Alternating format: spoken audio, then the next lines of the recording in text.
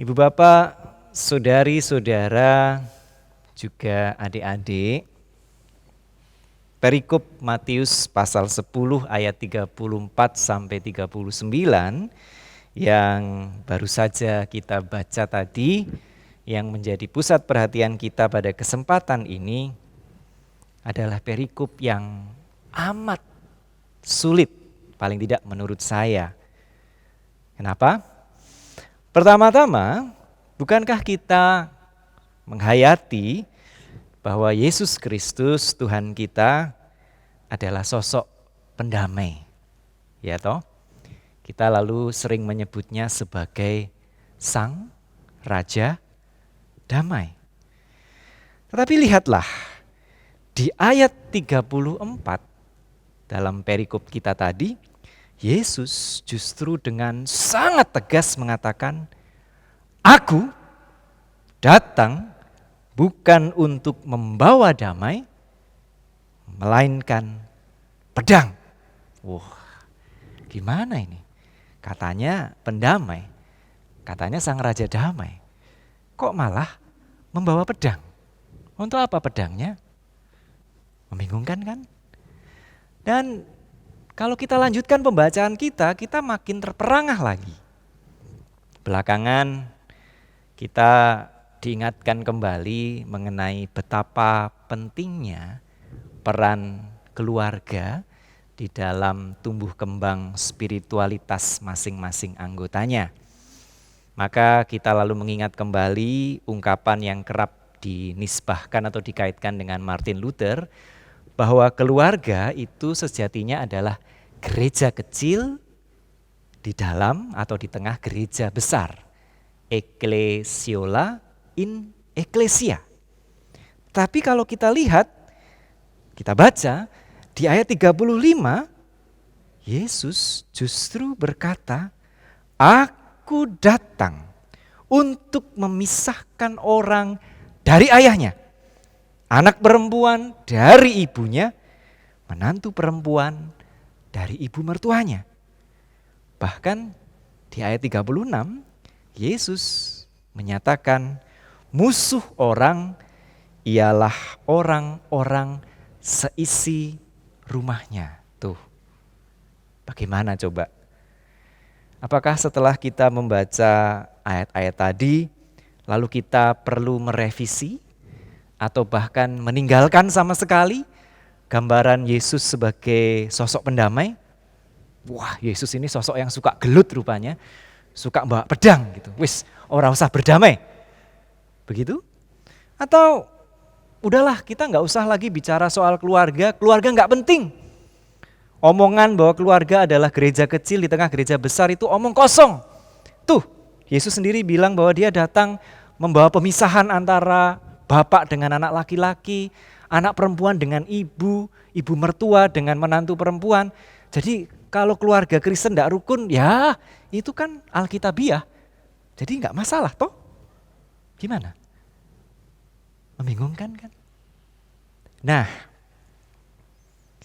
di tengah kebingungan ini, saya merasa terbantu oleh pemaparan dari seorang Thorwald Lorenzen.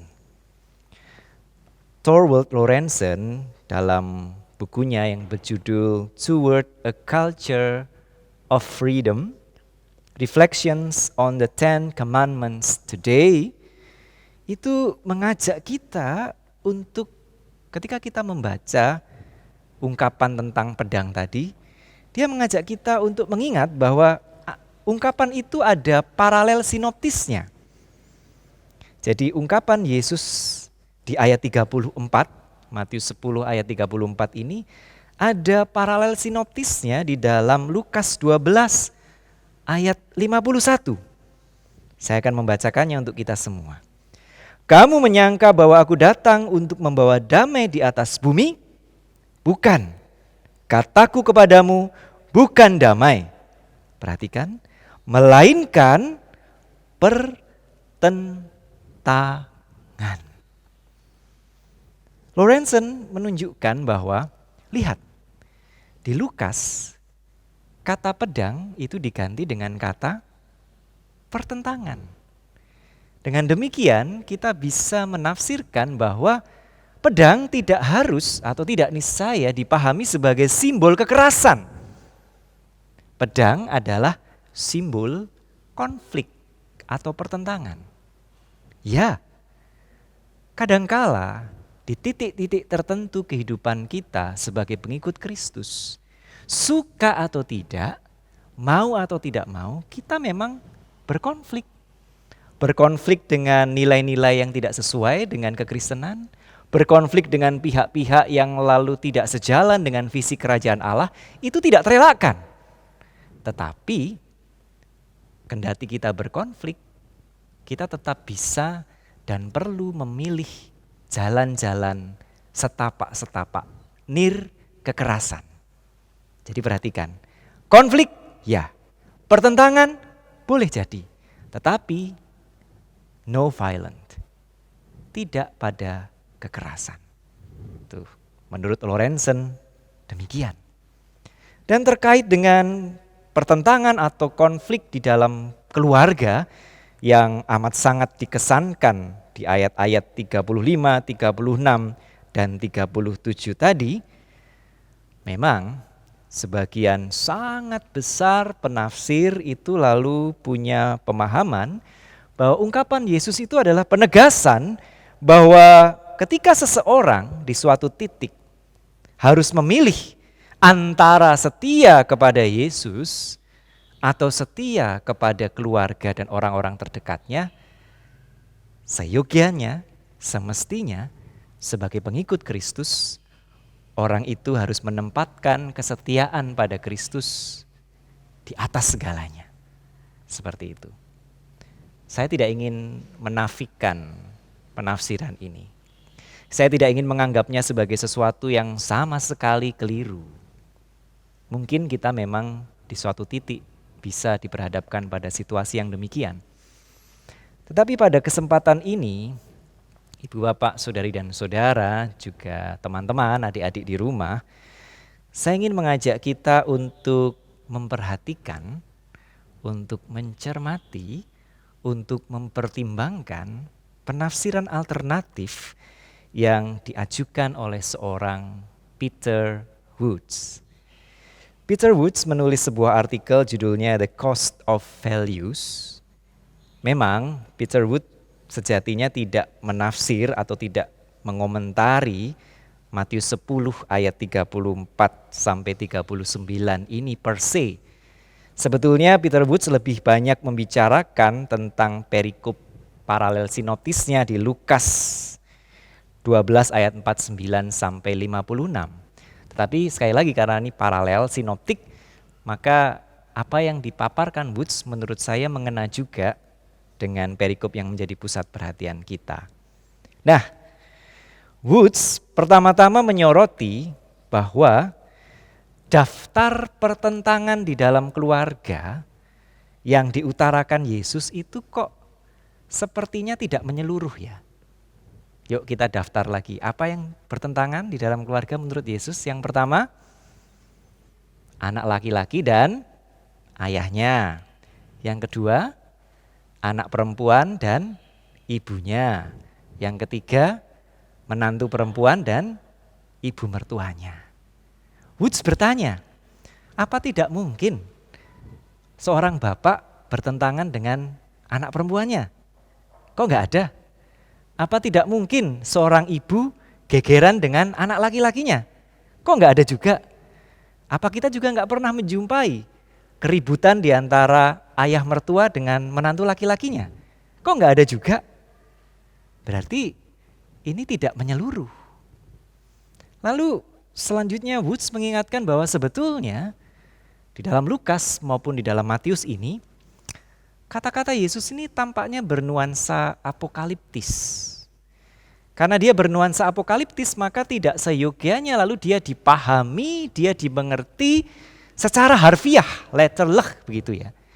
Tetapi kita perlu memahaminya sebagai sebuah metafora, sebagai sebuah ungkapan yang tersirat, sebagai sebuah ungkapan yang tersandi, yang menggambarkan sejatinya situasi sosial dan politis Palestina abad pertama.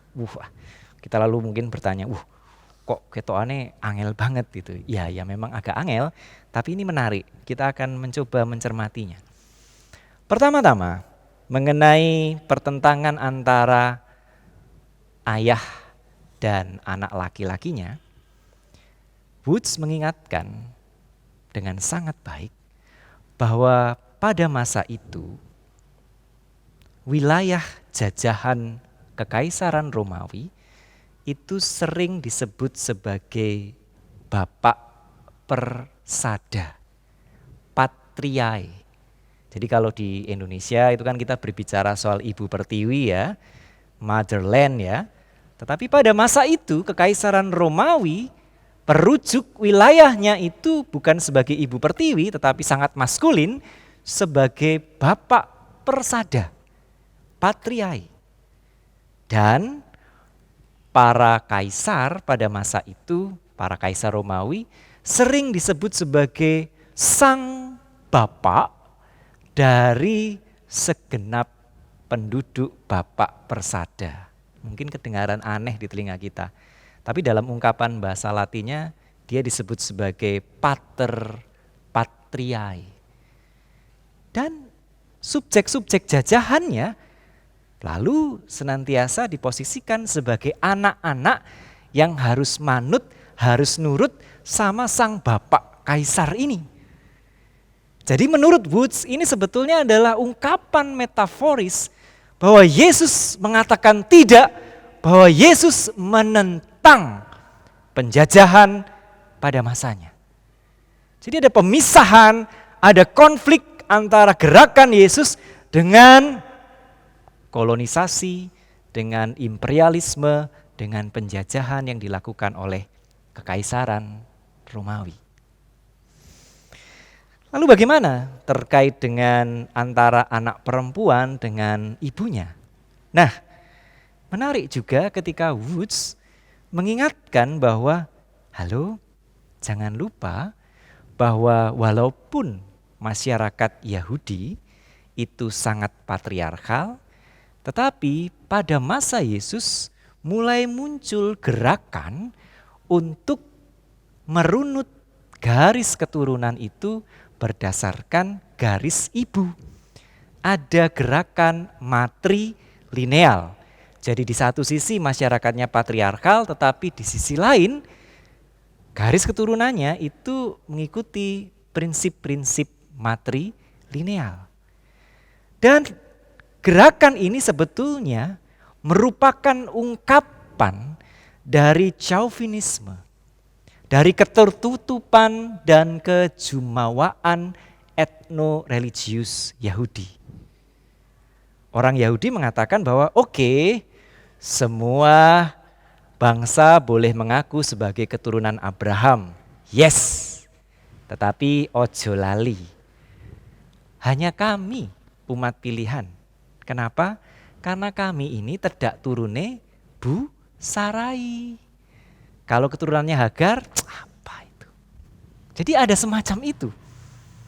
Dan Yesus ketika dia mengangkat pemisahan itu lalu sebenarnya sedang mengatakan tidak, sedang membongkar, sedang menggugat ketertutupan dan kejumawaan etno-religius tersebut. Lantas mengenai menantu perempuan dengan ibu mertuanya, Woods mengajak kita untuk memeriksa naskah aslinya. Ternyata di dalam naskah aslinya yang kemudian diterjemahkan menjadi menantu perempuan, itu sebetulnya kata Yunani yang digunakan adalah numfen. Dan kata Yunani itu kalau mau diterjemahkan secara ketat, sebetulnya lebih tepat diterjemahkan menjadi bukan menantu perempuan, tetapi bisa anak gadis muda, atau bisa juga mempelai perempuan. Dan kenapa lalu dipertentangkan dengan pentera atau ibu mertua? Karena Yesus sedang menunjukkan bahwa sejatinya ada pertentangan antara relasi yang transaksional dan legalistis yang diwakili oleh gambaran ibu mertua dengan relasi yang tulus dan penuh cinta yang diwakili oleh gambaran mempelai perempuan. Dan Yesus menunjukkan bahwa dirinya ada di posisi yang memperjuangkan relasi yang tulus dan penuh cinta dan menentang bentuk-bentuk relasi yang transaksional serta legalistis. Menarik sekali kan? Dan menurut hemat saya, ketika gambaran pertentangan ini dipahami seperti ini, ada beberapa permenungan yang sangat penting yang perlu kita pikirkan, yang perlu kita pertimbangkan secara mendalam di hari-hari ini. Yang pertama, tentu ibu bapak, saudari dan saudara tahu bahwa di dalam pembukaan Undang-Undang Dasar 1945 kita ada ungkapan yang menyatakan bahwa sesungguhnya kemerdekaan itu ialah hak segala bangsa, dan oleh sebab itu maka penjajahan di atas dunia harus dihapuskan karena tidak sesuai dengan peri kemanusiaan dan peri keadilan. Tapi pada saat ini kalau kita mau jujur, bukankah kita tahu bahwa ada saudari dan saudara kita yang justru merasa bahwa mereka dijajah di tanahnya sendiri? Kenapa? Karena mereka tidak pernah merasa dengan sungguh-sungguh dilibatkan di dalam pembicaraan untuk menentukan nasib mereka sendiri. Dan itu semakin diperparah dengan kenyataan ketika mereka melihat bahwa alamnya, kekayaan alamnya, lalu dieksploitasi habis-habisan oleh banyak pihak. Dan mereka merasa bahwa mereka tidak mendapatkan apa-apa. Kita tahu itu. Maka pertanyaannya bagi kita, kalau kita memang menjadi pengikut Kristus yang menentang segala bentuk penjajahan, menentang segala bentuk relasi yang eksploitatif, kita mau apa? Kita harus seperti apa? Selanjutnya, kita pun tahu bahwa bangsa kita punya semboyan yang sangat indah, Bhinneka Tunggal Ika. Artinya pun kita pasti sudah hafal, lebih kurang berbeda-beda, tetapi tetap satu jua. Tapi kita pun tahu betul bahwa pada saat ini ada saudari dan saudara kita yang terus menjadi korban perilaku bahkan kebijakan politik yang rasis dan diskriminatif. Di sekitar kita tahu ada etnis tertentu yang lalu tidak diperkenankan memperoleh hak kepemilikan atas tanah. Kita pun juga tahu bahwa ada etnis tertentu yang merasa tersakiti ketika mereka kerap kali dicemooh dengan ungkapan-ungkapan yang sangat merendahkan, seperti monyet. Nah, sekali lagi pertanyaannya kepada kita, ketika kita tahu bahwa Yesus itu menentang ketertutupan dan kejumawaan etnoreligius, bagaimana seharusnya kita sebagai pengikutnya bersikap? Dan belakangan ini juga ibu bapak, saudari dan saudara, adik-adik, teman-teman, kita juga disuguhi sebuah pagelaran akbar, parodi hukum di negeri ini. Betapa tidak, sekelompok mahasiswa yang secara nirkekerasan menyuarakan ketertindasan dan, perhatikan, perasaan keterjajahan masyarakatnya dituntut dengan hukuman belasan tahun lamanya. Tetapi di sisi lain justru ada sekelompok orang yang jelas-jelas melakukan penganiayaan, melakukan kekerasan yang mencederai secara fatal seorang penyidik Komisi Pemberantasan Korupsi, justru dituntut hukuman hanya 1 tahun saja. Ini parodi yang sayangnya tidak lucu. Parodi yang menunjukkan betapa hukum di negeri ini sangat transaksional. Lalu pertanyaannya adalah, kalau kita tahu bahwa Yesus adalah sosok yang menantang relasi-relasi yang transaksional, relasi-relasi yang legalistik, maka kita sebagai pengikutnya mau apa? Harus melakukan apa? Saya tahu bahwa kesemuanya tadi adalah perkara-perkara yang besar. Semuanya adalah persoalan-persoalan yang berat. Jadi wajar ketika muncul godaan besar untuk kita cari amannya aja deh. Atau ya udahlah, kita mendingan bersikap apatis. Kita ini nggak usah campur-campur lah urusan politik, kita mendingan mengambil posisi apolitis. Lalu kita mengabaikan ke semua isu tadi. Tapi ketika godaan itu muncul, ibu bapak, saudari dan saudara, saya ingin mengajak kita untuk mengingat bahwa Yesus Kristus tersalib untuk menentang penjajahan. Yesus Kristus tersalib untuk membongkar ketertutupan dan kejumawaan etno-religius. Dan Yesus Kristus tersalib untuk menggugat segala bentuk relasi yang transaksional dan legalistis. Maka sekali lagi, kita sebagai pengikutnya mau apa? Ingatlah bahwa di ayat 38 Yesus dengan sangat tegas mengatakan, barang siapa tidak memikul salibnya dan mengikut aku, ia tidak layak bagiku. Amin.